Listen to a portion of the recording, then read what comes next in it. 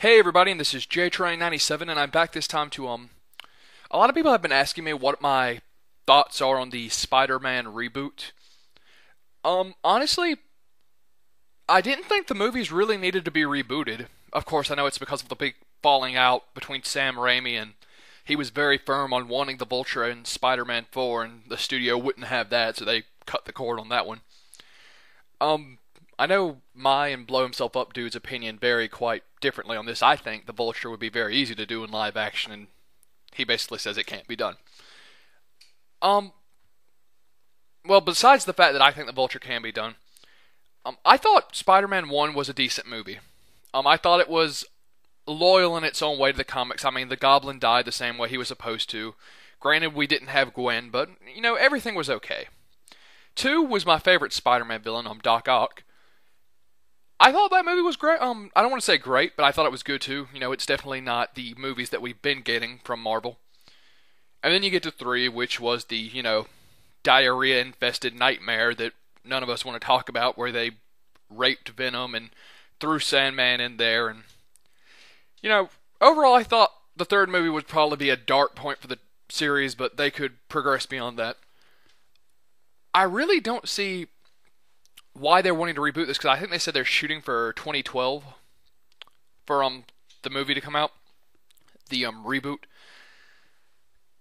So I really don't think they should tell an origin story. I mean, I watched Blow Himself Up dude's vid, and he said he'd be okay with flashbacks kind of in the storyline, and I think that could work. I definitely don't want to see a whole nother scene where Peter gets Uncle Ben killed and all that. We've had that. And I think the first movie did it well. One thing that I do want to stress is, if they're gonna reboot it, and Marvel is obviously, they were on such a good streak, and I don't know if them being owned by Disney is gonna have any huge effect. I really hope not. They need to be truer to the source material, and that means bring Gwen in and have Gwen be the focus. You don't even have to use the Goblin for the first movie, and I wouldn't. I think using the Goblin for the first movie is going to be a major stopping point for this film. Because if people see an origin story and the Goblin, they're going to be like, well, I'm not going to go see a remake that just came out. When did Spider-Man 1 come out? 2002? So yeah, it would be 10 years to the date. I mean, no one wants to see a movie that just came out 10 years ago. So, I think putting the Goblin in there would be a very bad choice. I think Gwen could be in there. I think Mary Jane could be in there as a side character, and it wouldn't be a major problem with the plot. Just kind of have her be off to the side, and that thing, and maybe the Goblin coming in the second film and kill Mary Jane. I mean, kill Gwen. Sorry about that. As far as villains, I don't know, because they've done Sandman, they've done Doc Ock, Green Goblin, Venom, if you can say that was Venom. Oh, that's another thing. They confirmed a Venom spin-off movie. Is that dead too? I mean, I assumed it would be, but who knows? So, let's see. I still think the Vulture can be done. I also like Blow Himself Up's idea of just having like little minor villains. Like even in the Ultimate Spider-Man video game, like you had little like minor crimes you'd have to stop in between missions, and like one of them was randomly encountering the Shocker, who would constantly break out of prison. The Shocker is one of my personal favorite Spider-Man villains. I'd love to see Spider-Man, have a... I don't want it to be like a 3-second fight scene, like you pan up and there's Spider-Man holding an unconscious Shocker. But, I think that would really add a little extra touch to the movie. I don't think it'll be too hard to get the rights. I mean, who else really wants to use Shocker in their movie? And he is a Spider-Man villain, for God's sake. But as far as a main villain, I really want to see... Let's see... I'd like to say the Schemer and have that whole kind of Fountain of Youth or Philosopher's Stone, or I can't remember exactly, where he ended up being turned into a baby from the old school Amazing Spider-Man. But a Marvel probably wouldn't do that because he's not really a costumed villain. I'd like to see a new take on Doc Ock, but I don't think they'll do that so quickly. Although I do think the Dr. Octopus was a good choice. I think Alfred Molina was a great pick to play him. I thought the tentacles looked great. I'm not very picky about who we see. I'm trying to think now of the Spider-Man villains that they could use. What would be great is if he stopped Punisher just kind of randomly, because Punisher did first show up in Spider-Man. He just kind of like swung down and stopped him from assassinating it. The Jackal. That's who I was thinking of. I want the Jackal. That ties into the Gwen storyline. That way you can have the Punisher make a cameo appearance.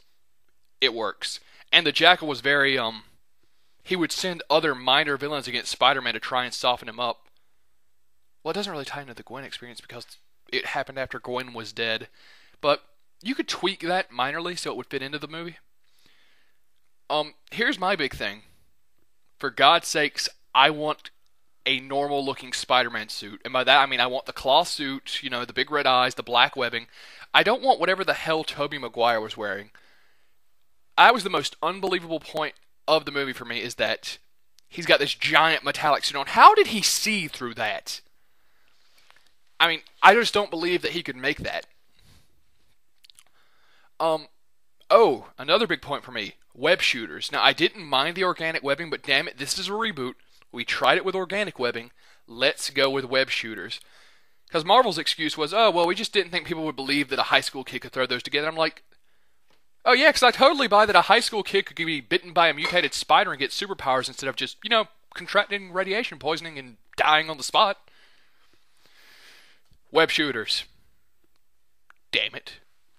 So, my only other thing, which Marvel is getting better about this, admittedly, work towards a Sinister Six movie.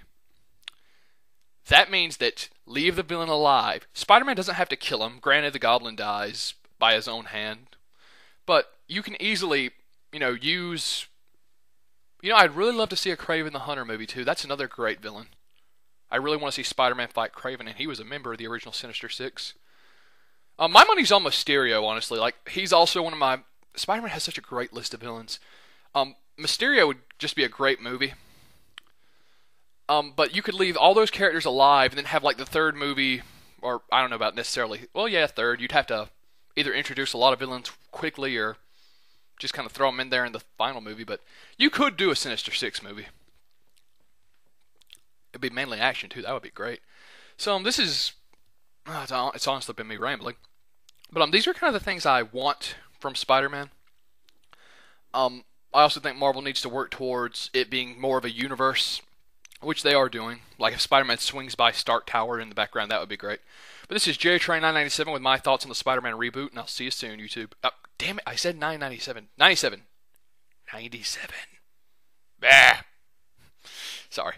Bye.